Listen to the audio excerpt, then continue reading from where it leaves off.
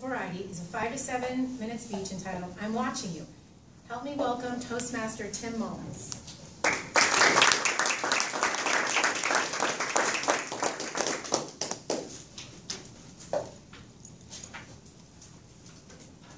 Imagine yourself at the humorous speech contest last November in Bakersfield. You're sitting there enjoying the myriad of wonderful humorous speeches when suddenly you're struck by SBS. That's right, folks. Small bladder syndrome. I really had to go. Madam Toastmaster, fellow Toastmasters, and anyone that has just had to go, I'm watching you.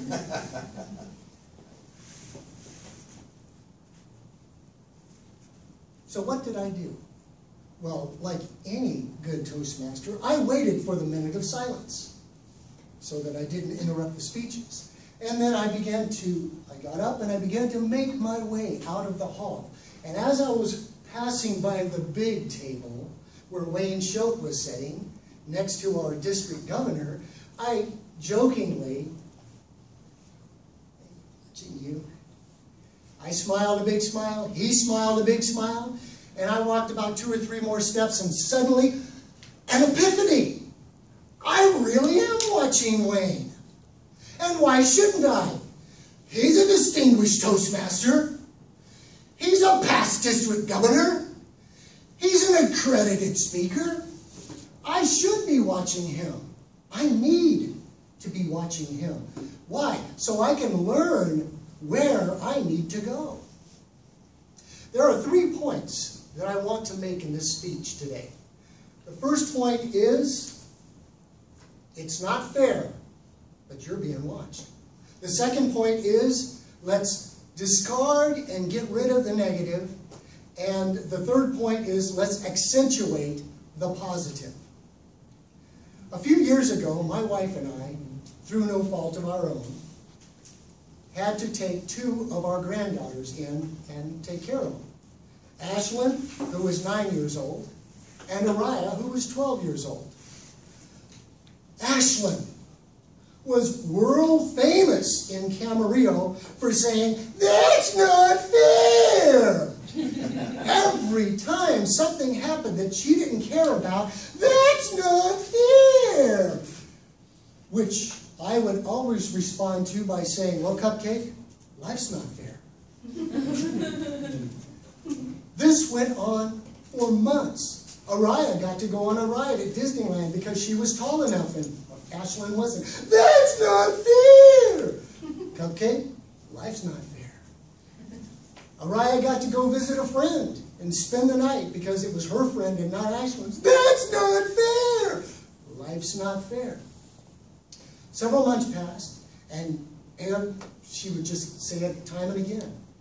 Finally, one day she said it, "That's not fair!"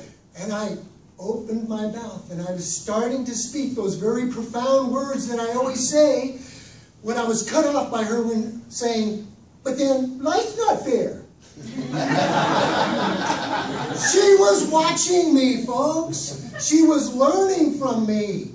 And did I want to be an example? No, I'd rather be biking. But the point is, she was watching. And it's not fair, but she was watching. And it's not fair, but I'm watching you.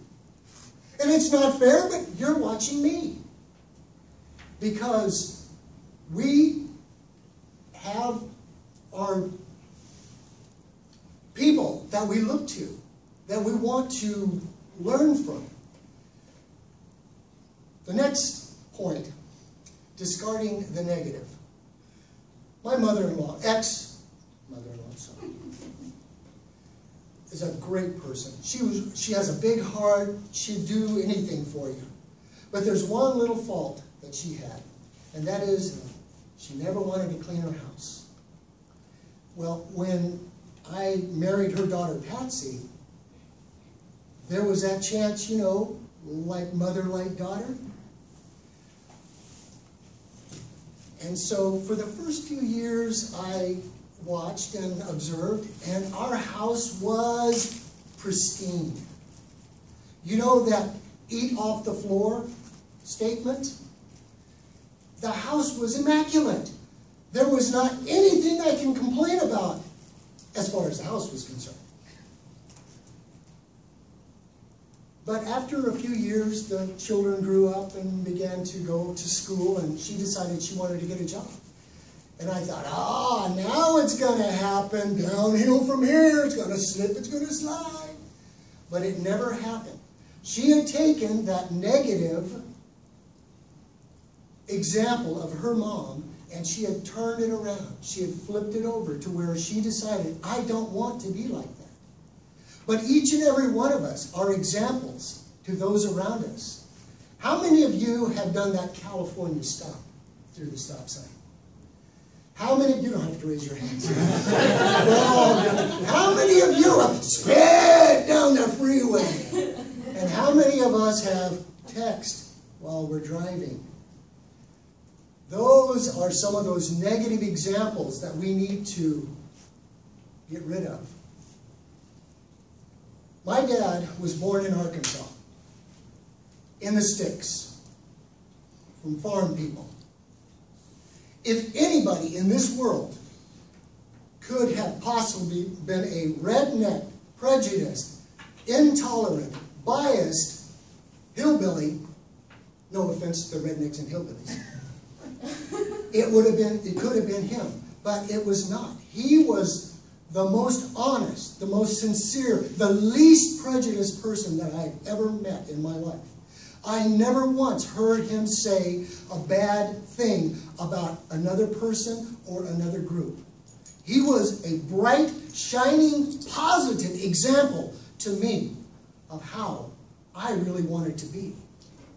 And I wanted to follow in his footsteps. He accentuated the positive.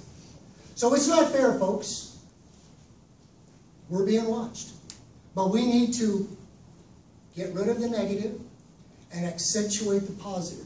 For the next 6 weeks, your challenge is to not run those stop signs, don't speed, and do not text and drive.